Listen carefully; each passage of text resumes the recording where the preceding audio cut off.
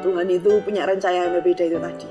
Kelas 3 SD, dia berumur 9 tahun kurang, dia harus sudah kembali ke surga. Ada rasa terpukul yang luar biasa, ada rasa sempat merasa kayak kecewa, Tuhan kok gini ya.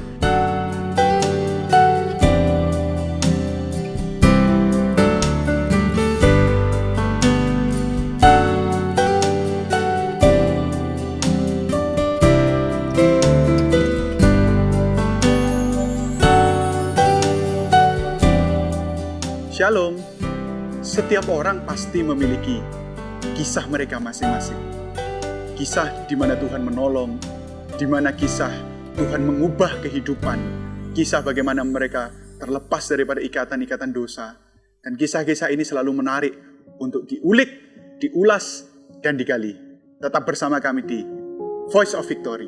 Bersama kita hari ini ada seseorang yang mengamankan masa depan kita. Apa maksudnya? Ya, dia adalah ketua dari guru-guru ibadah anak Gereja Victory. Itulah yang saya namakan dengan mengamankan masa depan kita, karena dia yang mendidik anak-anak kita. Bersama dengan kita Kak Eni. Khusus Kak Eni ini dipanggilnya Kak. Kalau biasanya tadi yang lain ini kan Bapak Pastor. Saya masih muda masalahnya. Oh iya. Kak Eni, gimana sih awal mula cerita kehidupan Kak Eni ini kemudian menjadi seorang guru sekolah minggu? Awal mulanya guru sekolah minggu ya? Dulu sih pertamanya karena keluarga saya ini basicnya sudah Kristen dari dulu, dan orang tua mengarahkan untuk saya ini terlibat dalam pelayanan. Jadi yang pertama kali saya mulai itu dari SMP. Jadi waktu SMP itu sudah ayo belajar melayani Tuhan.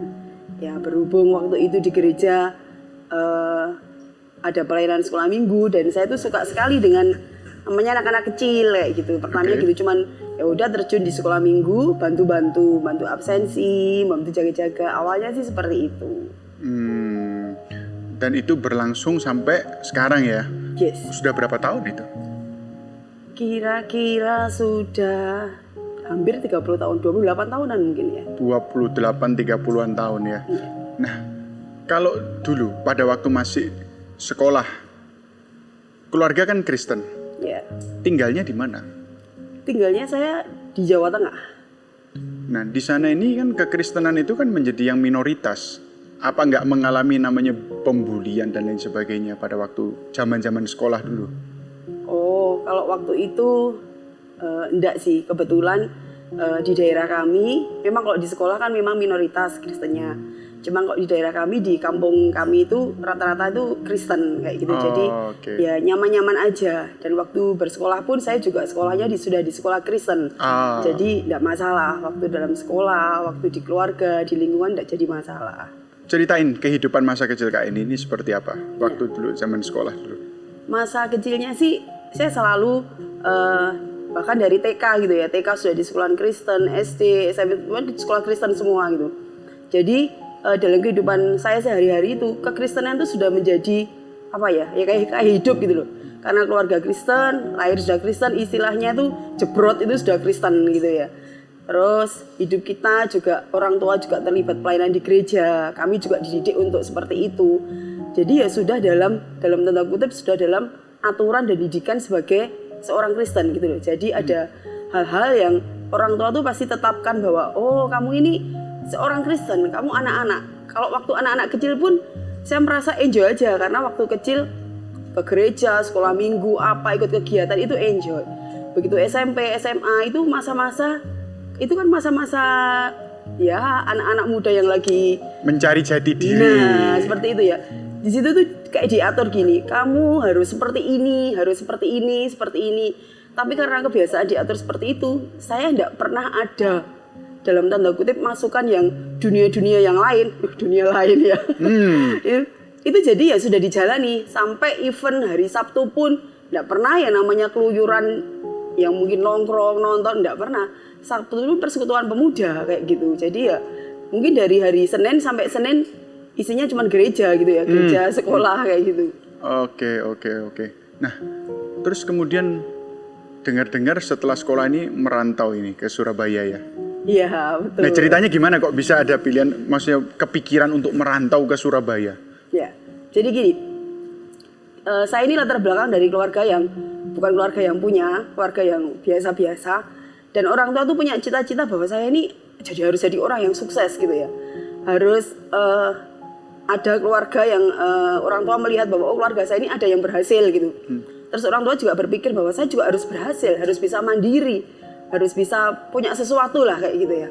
Jadi orang tua berpikiran bahwa kalau kamu kerja di daerah, ya cita-citanya tuh tidak akan tercapai kayak gitu. Jadi kamu harus merantau, benar-benar merantau, belajar untuk mandiri dan untuk meraih cita-cita itu. Karena kan keluarga kami keluarga yang pas-pasan, jadi ya saya sebagai anak yang pertama itu otomatis jadi tulang punggung gitu ya. Jadi tulang punggung supaya keluarga saya ini maksudnya ada kemajuan lah. Namanya orang kan pingin ada peningkatan seperti itu.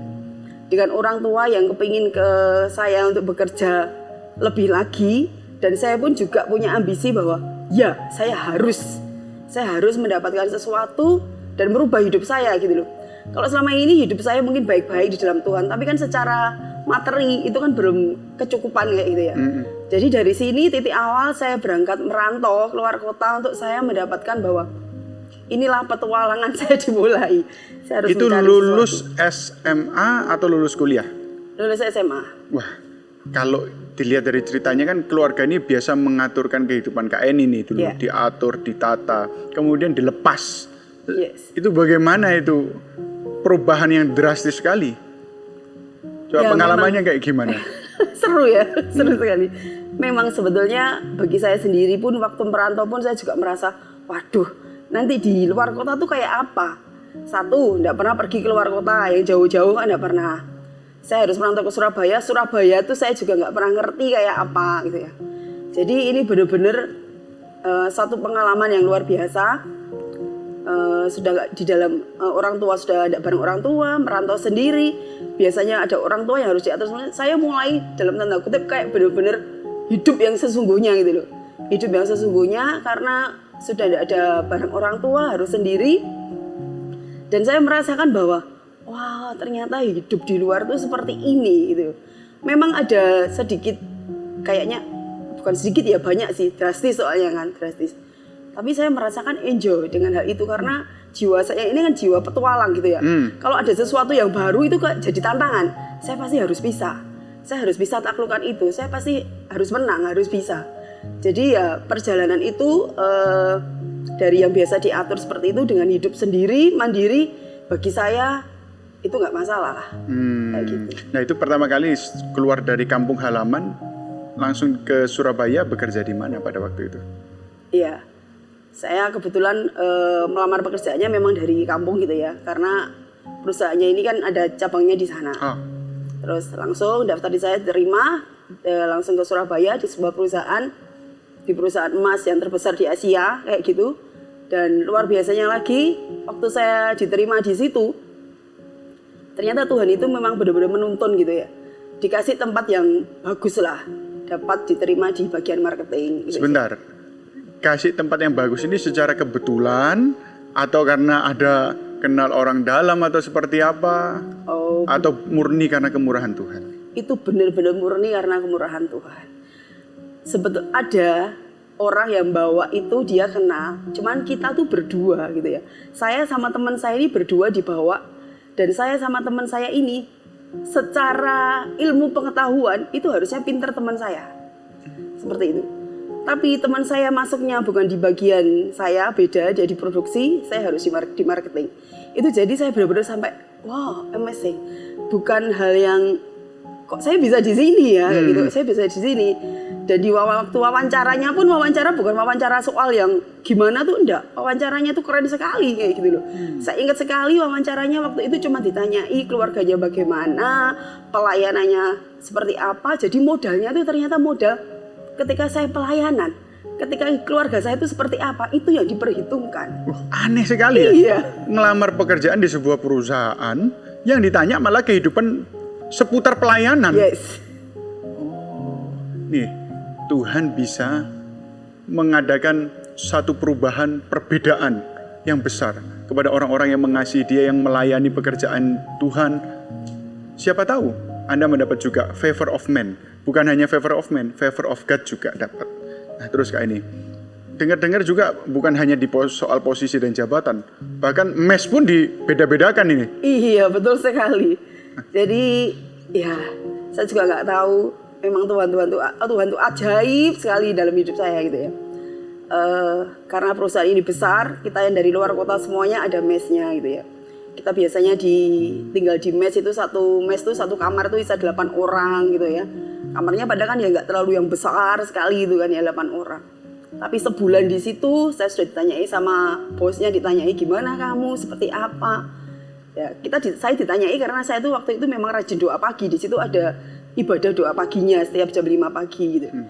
Ditanyai, oh iya enggak apa-apa, baik-baik saja, seperti apa ya.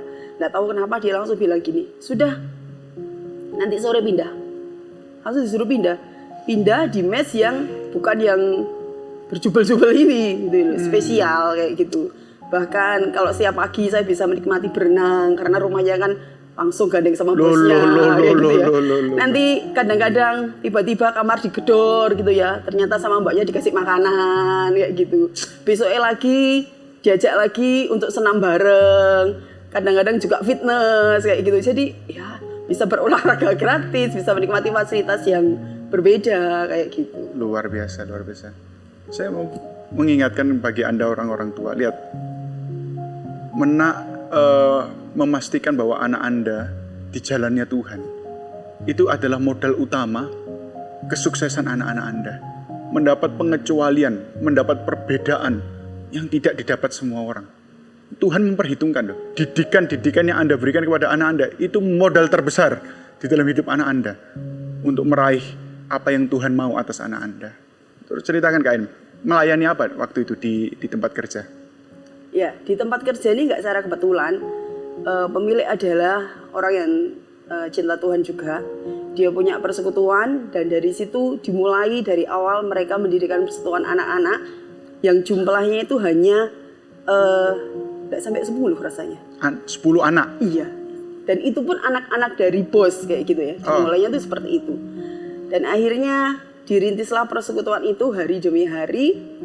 Dan sampai hari ini setiap persekutuan itu berjalan sampai sekarang ini jumlah anak-anaknya itu sudah sekitar 200 lebih. Anaknya bosnya bertambah jadi 2. Ini sekarang sudah bukan anaknya bos. Jadi dari anak-anak daerah tempat itu, jadi berbagai macam denominasi gereja. Bukan gereja sama, kita kan persekutuan di situ. Oikumene ya? Iya. Jadi dari antar teman sekolah mana-mana kita biasanya persekutuan di situ. Ya, saya melayani di situ. Sekarang sudah setiap minggunya itu setiap hari Jumat itu 200 anak rata-rata. Luar biasa. Dengar-dengar dapat bonus dari Tuhan. Melayani sekolah minggu dapat suami juga. Ini kisahnya gimana ini? Ya ini memang luar biasa. Tuhan kalau kasih bonus itu tidak tanggung-tanggung gitu. Ya jadi saya mendapatkan pasangan hidup memang dari pelayanan di situ gitu. Karena sudah dari waktu di kampung hidup dalam dunia pelayanan, di sini pun kerja juga tetap pelayanan, tidak meninggalkan yang namanya pelayanan. Saya kenal dengan suami saya ini di pelayanan anak-anak juga gitu ya, di pelayanan anak. Kami bersama-sama melayani di situ. Kami bersama-sama pelayanan, kami bersama-sama membangun, mendidik anak-anak untuk cinta Tuhan ya. Ketemunya di situ gitu loh. Jadi ya kalau misalnya nggak ada yang namanya kencan pergi kemana, pacarannya tuh modelnya juga pacaran model pelayanan kayak gitu, ketemu cuma di pelayanan gitu aja. Iya. Nah, kalau pemirsa kan melihat ini ketawa-ketawa terus, senyum terus. Tapi jangan salah, melayani Tuhan itu tidak menjamin hidup Anda itu pelangi dan kupu-kupu, rainbows and butterflies. Ada kala-kalanya mungkin Anda akan mengalami yang dinamakan lembah kekelaman. Meskipun Tuhan berjanji, Dia akan berjalan bersama dengan Anda pada waktu Anda mengalami lembah kekelaman. Menikah, memiliki anak pertama. Tolong ceritakan, seperti apa pengalamannya? Ya, kami akhirnya menikah. Setelah pacaran menikah juga gitu. Berapa ya. lama pacarannya? Pacarannya sih nggak lama, 2 tahunan. Oh. Iya, 2 tahunan terus kita menikah gitu. Kebetulan suami ini kan orang tuanya dulu berbeda agama gitu ya. Jadi orang tuanya tuh dulu pernah sempat berpikir dan ngomong sama istrinya tuh, ya mertua saya yang perempuan ngomong gini, kalau nanti kita punya anak kita ini laki-laki, saya mau masuk Kristen. Dulu pernikahannya belum Kristen gitu loh. Ternyata mertua saya ini dikasih anak 3 laki-laki semua. Jadi mau tidak mau masuk Kristen. Nah, berhubung suami saya ini terbiasa dengan adik-adiknya yang cowok semuanya, mereka merindukan sosok yang namanya seorang wanita, adik kayak gitu. Anak kecil wanita. Jadi anak kecil wanita. Nah, jadi ketika kami menikah, suami tuh punya cita-cita bahwa aku harus punya anak yang pertama tuh wanita. Gitu. Wah ini belum apa-apa, ini sudah mulai nganu ya ini. Oke. Itu merindukan seorang anak wanita gitu. Ya. Akhirnya kami juga berdoa, Tuhan berkati kami untuk kami juga punya anak keturunan yang Tuhan kasih. Ternyata Tuhan tuh ngabulin doa kita gitu.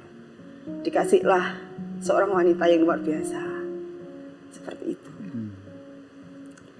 Ini sudah mulai nganu ini ambil tisu. Pada saat diberikan anak perempuan pertama, rasanya gimana sih?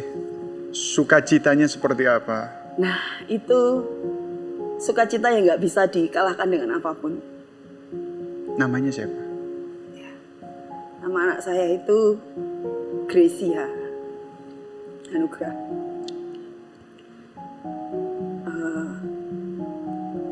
Kita benar-benar seneng gitu ya. Apalagi suami. Tuhan ngasih anak perempuan yang waktu itu anak kami itu anak yang hebat sekali. Dia masa-masa kecilnya ini adalah anak-anak yang masa-masa beda dengan anak-anak yang lain. Saya melihat sendiri, bukan karena saya merasa anak saya puji-puji, itu enggak. Karena saya juga terjun di pelayanan anak, saya ngerti banget anak seusia itu kan anak-anak kecil ada kenakalannya sendiri-sendiri kan yes, ya. Pasti, gitu, pasti. Ya. Tapi dengan anak saya itu mulai dia bisa belajar ngomong gitu ya. Waktu dia belajar membaca, dia tuh justru belajar bisa baca dengan lancar, ngomong dengan lancar gara-gara baca Alkitab setiap hari. Jadi luar biasa ya. Iya. Jadi ketika kami ngajari dia untuk membaca gitu ya. Padahal Alkitab itu kan tulisannya kecil-kecil gitu ya, meskipun Alkitabnya besar.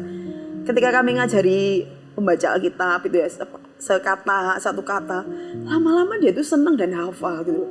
Tuhan tuh saya kasih anugerah, dia tuh cepet kalau suruh belajar gitu ya. Belajar ngomongnya jadi cepat, lancar, membacanya lancar, dan bahkan tidak hanya itu saja. Firman Tuhan tuh ya dan amin. Ketika mencintai Taurat Tuhan, Tuhan tuh tambahkan. Secara kepandaian dia itu juga anak yang cerdas gitu.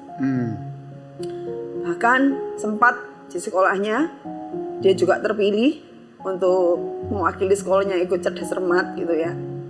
Dia pintar di matematika, bahasa Inggris dan bahasa Mandarin. Jadi favorit gurunya juga. Tapi ternyata Tuhan berkata lain gitu. Dia hanya bisa hidup bersama dengan kami sampai kelas 3 SD. Bagi kami itu sebuah pukulan gitu. Karena selama ini anak saya ini benar-benar yang kalau orang ketemu dia, orang bergaul dengan dia, baik anak-anak maupun yang dewasa tuh seneng gitu loh. Mudah bergaul, orangnya tuh diem tapi bukan pemalu gitu ya. Nggak banyak ngomong tapi maksudnya tuh ya ramah. Kalau sama orang sudah deket tuh ya ngomongnya banyak. Tapi kalau udah gitu ya bukan yang cerewet gitu tuh enggak. Tapi kalau dijak ngomong tuh enak, dewasa gitu. Teman-teman saya kalau bergaul sama dia senang. Dan dia tuh juga bisa membedakan mana ketika dia harus fokus sama Tuhan dan ketika dia harus dalam dunia anak-anak gitu. Nah, ceritakan hal ini. Nah, maksudnya gini, misal ya, kita kan ada, kalau anak-anak kecil itu kan masih ada persekutuan atau sekolah minggu gitu ya. Biasa kan anak-anak kalau disuruh, ayo sama-sama memuji Tuhan, sungguh-sungguh memuji Tuhan. misal 200 anak gitu ya. Anak yang itu bisa 80% anak yang fokus itu sudah luar biasa. Biasanya mungkin perbandingannya 60-40 ya, 60-nya fokus, 40-nya ya biasa lah, paling beberapa menit fokus, setelah itu enggak. Anak saya ini termasuk anak ya benar-benar fokus. Dia punya geng, punya teman akrab kayak gitu. Itu cowok-cowok dan ada yang cewek itu mereka tuh kalau disuruh memujian itu suka ngobrol, sendiri nggak fokus ya. Ngobrol lah, mainan. Dia itu bisa mengambil keputusan yang tepat tanpa saya ini memaksa atau memarahi dia. Nggak boleh seperti itu, enggak. Dia sudah bisa ngerti gitu loh. Anak di usia kelas 1, kelas 2 dia itu sudah benar-benar mandiri kayak gitu. Waktu pujian dia benar-benar ambil tempat yang paling depan. Dia sungguh-sungguh memuji Tuhan, lompat-lompat, nyembah Tuhan. Itu dia bisa ngalami dan bisa nikmati gitu. Sementara teman-temannya gengnya itu waktu pujian senggol kanan, senggol kiri, ngobrol apalah kayak gitu. Dia memisahkan diri. Tapi ketika selesai ibadah, dia bisa dong main lagi sama mereka. Dia bisa kumpul lagi sama mereka. Dia nggak merasa kamu kok kayak gitu ini enggak. Dia tetap bergaul sama semua teman. Tapi ketika dia ngerti, dia nggak menghakimi temennya. Nah itu yang paling penting. Tetapi dia saat dia tahu dia harus memuji Tuhan, dia menikmati pujian itu walaupun dia sendiri, walaupun nggak ada temennya yang ikut, gengnya nggak ikut ya. Iya, gengnya ikut kayak gitu. Jadi ketika saya tahu bahwa anak saya ini seperti itu dan orang-orang semua tuh suka sama itu suatu kebanggaan yang wah ini sebuah anugerah gitu ya. Saya didiknya nggak sampai yang mengeluarkan tongkat berbicara gitu, nggak pakai kayak gitu, dikasih tahu, diomongi baik-baik, cepet untuk ngerti. Tapi ternyata Tuhan itu punya rencana yang berbeda itu tadi. Kelas 3 SD, dia berumur 9 tahun kurang, dia harus sudah kembali ke surga. Terpukul nggak kayak ini? Ya, ini benar-benar suatu pukulan yang ya apa ya, kalau kayak orang yang lagi main apa namanya bulu tangkis itu kena smash langsung kena ya apa ya, nggak bisa dibayangkan lah, benar-benar terpukulnya tuh sampai yang dualem kayak gitu, benar-benar shock. Saya ngerasa gini, Tuhan kami ini loh ya, saya dari SMP sampai menikah dan punya anak, kita nggak pernah berhenti ya namanya melayani Tuhan. Dan kita ngerti panggilan kita tuh di anak-anak. Kita terus melayani di bidang anak-anak. Tapi kenapa ketika Tuhan percayakan anak kepada kami, kok secepat itu Tuhan ambil gitu loh. Padahal anak saya ini kan bisa jadi, istilahnya kan bisa jadi contoh gitu ya. Bisa jadi terang, bisa jadi berkat buat yang lainnya. Tapi kenapa Tuhan seperti itu? Ada rasa terpukul yang luar biasa, ada rasa sempat merasa kayak kecewa, Tuhan kok gini ya? Kenapa Tuhan? Kenapa? Apalagi suami itu juga benar-benar ya kita berdua lah sama-sama benar-benar shock gitu ya, benar-benar kok kayaknya tuh kayak ada bom dalam diri kita yang menghimpit, yang sesak sekali di sini. Dan saya sampai bertanya seperti itu. Bahkan sempat saya tanya juga ke Papi Hirman, ngomong, Pi kenapa Pi? Kok bisa anakku tuh meninggal? Padahal kan aku melayani di bidang anak-anak. Dan Papi pun juga gak bisa jawab gitu loh. Karena itu kan rahasianya Tuhan kayak gitu. Berapa lama kayak ini mengalami down? Cukup lama sih. Ketika saya harus menerima peristiwa ini, sekitar 3 tahun saya bergulat dengan masalah ini. Ada rasa menyalahkan diri sendiri. Ada rasa Tuhan kok gak adil. Ada rasa pengen lari, pengen meninggalkan semua. Bahkan pernah merasa bahwa sudahlah gak usah pelayanan lah, buat apa. Hari demi hari itu bertahun-tahun saya tuh ngalami hal seperti itu.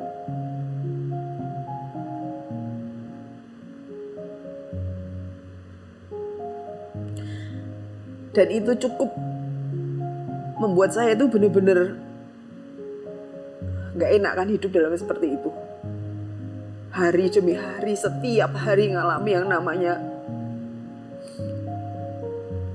kekecewaan. Itu benar-benar wah, kok enak, benar-benar gak enak. kayak kepingin lepas dari itu semua, tapi nggak bisa gitu. Sampai suatu saat ternyata saya diizinkan untuk hamil lagi. Oh, penghiburan ini ya. Mungkin pada waktu hamil lagi itu ada rasa mulai ada sukacita yang timbul. Betul. Ketika saya mau hamil gitu, kayak bunga itu kalau keluar kuncupnya gitu ya. Itu ada sesuatu pengharapan yang baru bahwa wah ternyata Tuhan itu gak pernah tinggalin gitu ya. Kayak gitu. Saya hamil lagi. Waktu saya hamil lagi, saya benar-benar sukacitanya tuh ya melebihi apapun gitu lah ya. Tapi ternyata itu cuman 2 bulan dan gak sampai 2 bulan mungkin. Saya harus mengalami kehamilan yang terhambat dan harus dikuret kayak gitu. Itu saya benar-benar ya Tuhan, ya wis. Saya tetap belajar beriman, saya tetap belajar percaya bahwa enggak, Tuhan tuh pasti Tuhan yang punya rencana yang indah. Tuhan tuh pasti Tuhan yang selalu menolong gitu ya. Sudah dalam keterpurukan saya belajar membangun gitu ya. Kita suami istri belajar saling menguatkan, saling membangun. Belajar seperti itu. Dari situ ada suatu pelajaran yang berharga bahwa dengan Tuhan itu kita harus benar-benar mempercayai Tuhan. Gak lama mungkin setahun gitu ya. Hamil lagi gitu ya. Oh. Itu sudah rasanya sudah wah, saya sudah berpikir saya harus benar-benar jaga. Saya harus benar-benar perhatikan diri saya bagaimana supaya bayi ini bisa bertumbuh dengan baik, bisa berkembang gitu ya. Oh, saya benar-benar perhatikan itu, bahkan untuk kayak misalnya naik kendaraan, nyetir apa-apa, oh saya off-kan semuanya gitu ya. Saya benar-benar jaga gitu. Tapi lagi-lagi apa yang terjadi? Cuma 3 bulan aja. Saya harus keguguran lagi. Itu yang setelah yang pertama berlalu saya masih kuat gitu ya. Yang kedua itu kayak ada palu godam lagi yang datang bem lagi. Kayaknya pengharapannya gini, ya ampun Tuhan, sudah 2 kali loh. Selama penantian 3 tahun dan 2 kali hamil harus mengalami keguguran, itu rasanya sesuatu banget gitu ya. Sesuatu banget. Sampai rasanya, aduh gak ngerti, saya gak ngerti hidup ini harus seperti apa, saya gak ngerti. Saya kembali lagi kepada satu titik yang namanya terpuruk itu lagi. Namanya seorang wanita, itu benar-benar gimana ya, untuk kalau gak punya keturunan, gak bisa, itu sesuatu yang menghimpit beban tersendiri kayak gitu. Ya itu sampai pada satu titik saya bawa, iya kok seperti ini ya, kok seperti ini ya. Dan saya tahu bahwa ternyata saya tuh belum bangkit dari yang namanya keterpurukan yang 3 tahun kehilangan ini. Ketika saya kehilangan lagi, benar-benar kayak ada sesuatu yang tambah gitu. Istilahnya kalau luka itu kayak digores lagi gitu loh. Seperti itu. Saya sampai, ya sudah tidak tahu harus berbuat apa, saya nggak ngerti. Itu hari-hari yang saya alami. Menarik kata-katanya yang Kak Eni sampaikan tadi. Awalnya Kak Eni kan percaya kepada Tuhan. Banyak orang itu yang nggak tahu loh. Percaya kepada Tuhan itu mereka pikir hanya percaya bahwa Yesus adalah Tuhan. Tapi tidak seperti itu. Beriman adalah percaya itu apa yang Tuhan rancangkan terhadap hidup kita, itu kita percayai. Apa yang kita lihat belum tentu baik, tetapi kita percayai apa yang Tuhan tentukan dan tetapkan untuk kita jalani, itu yang terbaik. Nah, pemulihannya seperti apa? Nah, ini pemulihannya tuh ternyata tuh nggak sengaja dan luar biasa sekali cara Tuhannya gitu ya. Tuhan tuh memang kalau kerja di hidup kita tuh bener-bener caranya tuh 1000 macam cara kayak gitu ya. Suatu saat saya kan pernah bilang tadi bahwa kayaknya sudah mau nggak usah pelayanan anak-anak lah, nggak usah seperti inilah. Sempat di hati itu seperti itu. Tapi waktu itu ternyata karena saya pelayanan sudah lama, murid-murid saya itu ternyata sudah banyak yang menikah gitu ya. Dan saya diundang ke suatu pernikahan murid saya, ketemu di situ murid-muridnya. Ternyata waktu ketemu murid-murid saya itu loh, ada yang hamil, ada yang lagi hamil, gurunya aja belum hamil lagi gitu. Aduh, ya. Gurunya aja belum punya anak, belum hamil lagi gitu ya. Terus muridnya masih hamil, ada yang menikah gitu. Waktu ketemu ngobrol-ngobrol kan seneng ya sama murid-murid sekolah minggunya dulu waktu masih TK apa sampai mereka menikah gitu. Saking senengnya ngobrol-ngobrol mereka cerita. Kayak ini ternyata kita tuh waktu kita mau nikah loh, kita selalu inget loh waktu kita di kelas remaja kayak ini selalu kasih tahu cari pasangan hidup tuh harus seperti apa. Kita tuh inget, jadi kita kan saya bilang wah kamu kok keren pasangan hidupmu melayani Tuhan dalam Tuhan seperti ini loh, karena kayak kita inget kata-kata kayak ini waktu di sekolah minggu, kita inget waktu kayak ini ngasih firman tuh seperti apa. Kita sering Kak ngobrol sama teman-teman tuh, jadi waktu masa remaja, waktu mereka kuliah bergaul di luar, kita tuh sering apa yang disampaikan kayak ini waktu di sekolah minggu tuh kita tuh ingat-ingat terus, dan kita sering mengingatkan. Dari situ tuh dalam hati saya tuh kayak ada sesuatu yang tak, luar biasa ya. Ternyata selama ini apa yang saya lakukan tuh tidak pernah sia-sia gitu loh. Pelayanan di anak-anak yang kayaknya kalau pelayanan anak-anak tuh kita nggak ngerti buahnya seperti apa kan, hasilnya seperti apa. Ternyata ada sesuatu yang di dalam hati saya langsung tak, iya inilah panggilan saya. Saya memang di anak-anak dan ada jiwa-jiwa yang mereka tuh bisa merasakan dari hasil mereka bersekolah minggu. Dari itu saya dikuatkan. Dan saya ngerti banget bahwa ini panggilan saya. Apapun yang terjadi dalam kehidupan saya harus benar-benar memiliki kepercayaan iman yang teguh bahwa yes, apapun saya melalui saat itu sudah putuskan, apapun yang terjadi saya pasti akan tetap sekali Yesus, sekali melayani. Saya ngerti panggilan saya saya tetap di situ. Sudah, saya lanjut. Saya sudah nggak pusingkan lagi dengan pemikiran bahwa kalau Tuhan mau kasih anak, saya akan terima, dan saya akan dipercaya Tuhan untuk punya anak lagi, saya pasti akan merawatnya dengan baik-baik. Toh kalau seandainya ngomong jeleknya Tuhan tidak kasih, saya pun tetap sudah punya di dalam hati itu sudah punya komitmen bahwa fokus saya bukan saya minta Tuhan memberkati saya dengan anak, tapi jiwa-jiwa anak-anak ini yang Tuhan percayakan dan mereka bisa ngerti Yesus dan mengalami Yesus. Setelah hati saya ini pulih, saya sudah tidak memikirkan harus bagaimana, seperti apa. Yang ada dalam hidup saya cuma saya melayani Tuhan, hidup jadi berkat, melakukan yang terbaik buat Tuhan. Tidak kebetulan dulu saya bersama-sama dengan Papi Hirman tuh kita belum bergereja seperti yang sekarang ini. Masih persekutuan gitu ya. Kita persekutuan di rumah, kita doa gitu. Suatu saat kita doa di salah satu rumah koordinator juga. Di situ kita doa nyembah Tuhan. Benar-benar kita berdoa tuh luar biasa hadirat Tuhan itu ya. Waktu saya berdoa tiba-tiba Mami tuh berdoa dan dia ngomong, dia sebut satu nama, dia bilang Abigail gitu. Saya kaget, kenapa Mami ngomong Abigail ya gitu ya, seperti itu. Terus saya terima aja gitu, saya terima yes amin. Kalau dia ngomong satu nama Abigail itu kan berarti anak-anak gitu ya. Saya percaya Tuhan pasti akan kasih gitu ya. Sudah doa seperti itu, kita pulang. Nggak lama dari itu, nggak nunggu tahunan, cuman ngomong bulan gitu aja ya. 3 bulan dari itu saya hamil lagi gitu. Jadi ini kehamilan yang keempat. Ya. Kehamilan yang keempat. Anak yang pertama sudah ada, kehamilan kedua, ketiga, dan yang keempat. Saya hamil lagi gitu. Saya hamil lagi, kembalilah. Saya mulai bersemangat, tambah semangat, dijaga seperti apa. Dan akhirnya begitu hamil kita ke dokter, konsultasi, dijaga seperti itu.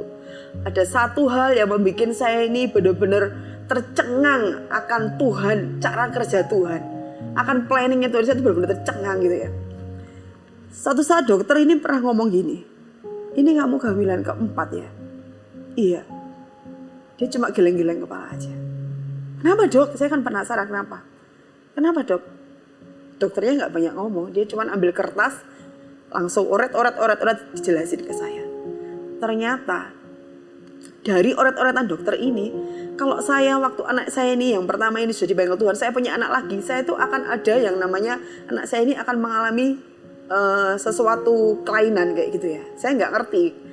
Waktu itu saya tuh nggak ngerti gitu. Terus kalau yang kedua juga gitu ya.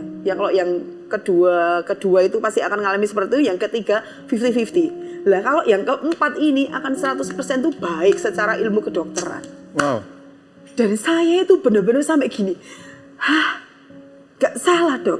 Tapi waktu mengalami kehamilan 2 kali keguguran itu rasanya kayak tertekan gitu ya. Tapi ketika tahu waktu kehamilan keempat benar-benar konsultasi dengan baik, benar-benar seperti itu, dan dokter menjelaskan seperti itu, saya sampai gini, Tuhan, mulut ini tidak pernah berhenti mengucap syukur. Tuhan buat sesuatu kayaknya itu jelek, kayaknya itu sesuatu yang buruk buat saya, tapi ternyata Tuhan sudah rancangkan, dan rancangannya itu rancangan yang terbaik. Akhirnya kehamilan saya yang keempat ini benar-benar Tuhan sertai, Tuhan pimpin sampai anak saya lahir, dan benar Tuhan gantikan. Kalau anak saya yang pertama perempuan dipanggil Tuhan, yang keempat ini Tuhan kasih perempuan. Puji Tuhan. Anak yang pandai, anak yang cantik. Benar, Abigail Angelina Putri. Sumber, artinya Abigail sumber kesukaan, sumber kebahagiaan. Dia yang menggantikan semua kebahagiaan kami. Tuhan gantikan semuanya. Total Tuhan kasih berapa putra putri? Total 5. Totalnya 5. Itu tadi pada anak yang keempat ya. Iya. Ternyata masih ada bonusnya. Wah. Satu saat di gereja juga kita didoakan sama salah satu hamba Tuhan. Hamba Tuhan ini ngomong, kamu gak usah khawatir Eni. Kamu gak usah bingung. Tuhan tuh mau kasih anak kamu lagi. Hah?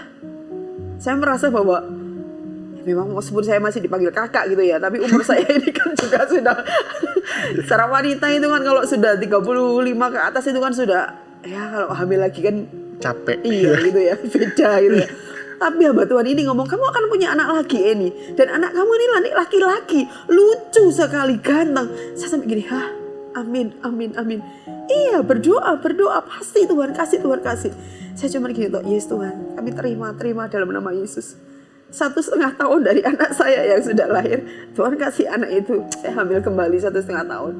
Dan sekarang saya punya anak 2 cewek dan cowok. Waduh. Tuhan kasih anugerah yang lengkap gitu. Ya, lengkap dan ngikuti peraturan pemerintah ya, KAPI. Iya betul. 2 anak juga anak cukup gitu. Coba lihat jemaat. Banyak di antara orang itu kecewa kepada Tuhan karena apa? Pertanyaannya, kenapa Tuhan? Kenapa Tuhan? Belum terjawab. Tetapi berdasarkan pengalaman dari Kak Eni ini, pada saat Anda sudah berdamai dengan diri Anda sendiri, kekecewaan kepada Tuhan sudah hilang. Anda mengalami pemulihan. Malah bisa-bisa Anda dapat bonus, Tuhan jawab loh pertanyaan itu. Di dalam kasus Kak Eni ini, dokter menunjukkan bahwa anak yang pertama meninggal. Bila terjadi kehamilan yang kedua, kemungkinan meninggalnya 75%. Anak ketiga, kemungkinan meninggalnya 50%. Cacat ya, dan lain sebagainya. Tetapi anak yang keempat bersih. Dan dibuktikan anak yang keempat yang hidup, sehat, diberkati Tuhan sampai hari ini. Ada satu quotes yang menarik. Hidup ini hanya bisa dilalui dengan bergerak ke depan. Tetapi hidup ini hanya dapat dimengerti dengan melihat ke belakang. Setelah semuanya terjadi baru kita dapat mengerti. Nah, Kak En sekarang ini pelayanannya tetap di anak-anak ya? Masih bersama suami ya? Masih. Oke, nah ini pelayanan bersama suami, apa enggak mau meningkat misalnya melayani dewasa atau bapak-bapak, ibu-ibu gitu? Ya bagi saya itu pelayanan itu tidak ada tingkatan bagi saya. Bagi saya itu melayani Tuhan dalam bidang apapun. Itu yang penting hati ini benar-benar untuk Tuhan. Itu Tuhan suka, Tuhan mau. Saya ngerti banget panggilan saya di mana. Kalau saya kepingin pelayanan di tempat yang lain lagi, itu kalau bukan panggilan saya dan Tuhan tidak mau, buat apa kalau cuma kayak show off gitu aja gitu. Saya ngerti banget panggilan saya di anak-anak. Sudah saya melayani di bidang anak-anak. Oke. Terima kasih sekali nih Kak Enu untuk waktunya. Siang sore hari ini sudah datang, sudah sharing, dan saya percaya ini pasti sangat memberkati bagi siapapun yang mendengar, terutama mungkin ada orang tua yang mengalami hal yang sama. Mungkin bisa dijadikan ini sebagai satu gambaran, pelajaran, masukan, dan saya percaya pasti saudara-saudara diberkati. Sampai berjumpa di lain kesempatan. Salam Victory.